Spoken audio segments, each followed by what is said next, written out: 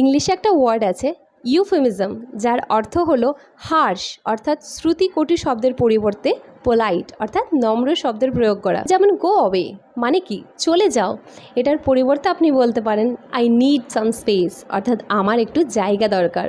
Next shut up অর্থাৎ চুপ করো, এটার পরিবর্তে আপনি বলতে পারেন লোয়ার ইউর ভয়েস অর্থাৎ আপনার গলার স্বর কমান। হি ডাইড লাস্ট ইয়ার, সে গত বছর মারা গেছে, এটার পরিবর্তে আপনি বলতে পারেন he passed away last year. This is a second hand car, এটা একটা সেকেন্ড হ্যান্ড কার, এটার পরিবর্তে আপনি বলতে পারেন this is a pre owned car.